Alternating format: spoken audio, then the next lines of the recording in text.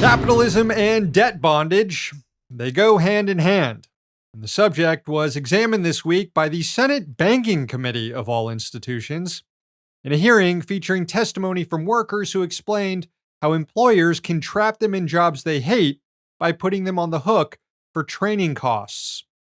One of those workers was Cassie Pennings, a registered nurse from Colorado and a member of the CWA. Pennings explained how she was miserable working in one hospital because of dangerous staffing to patient ratios, which threatened the very people she dedicated her life to helping. But she was deterred from refusing to be complicit in quitting because she faced costly debt payments for her training if she walked away. Here was Pennings talking about the scheme built on so-called training agreement plans, a term that can appropriately be given the acronym TRAP. As a result of my choice to remove myself from this situation, I am now indebted $7,500 to the hospital because of a training repayment agreement plan, ironically, TRAP for short. That's 2 months of my salary. That's more than 6 months' rent.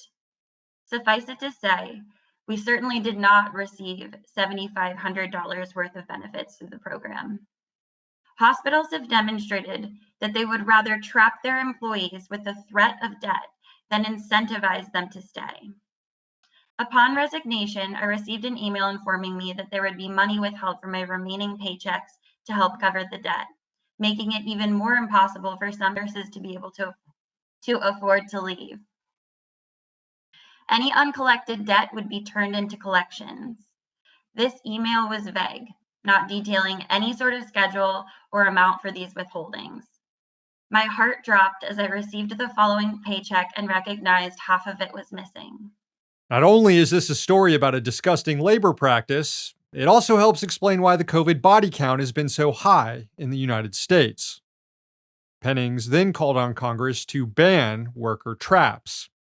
Another witness who talked about trap agreements was Californian Brianne Scally, who took a job at Petsmart because she thought it would help her achieve her goal of one day running an animal shelter.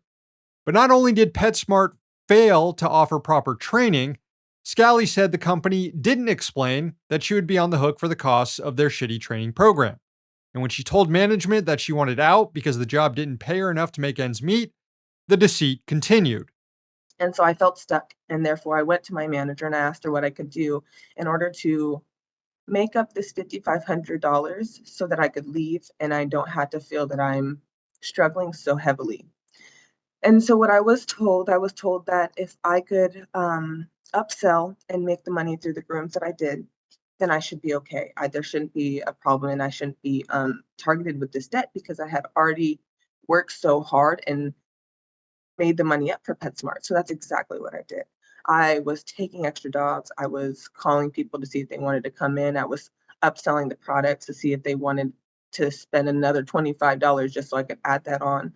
And I made up to $6,000 plus for PetSmart. And so when I did that, I thought I was going to be okay. I thought my nightmare was over and I thought I wouldn't have this debt because I did exactly what they told me to do. Well, a few months later, they targeted my credit. They put $5,500 on my collections. Nothing says 21st century financial innovation like reinventing indentured servitude. Hey, thanks for watching. Hit the subscribe button so you don't miss any of our new videos. Also, if you want to see Means Morning News in its complete form, not just the clips we post here, head on over to Means TV and get access to all our new episodes and our entire backlog, plus tons of other great movies and original TV shows.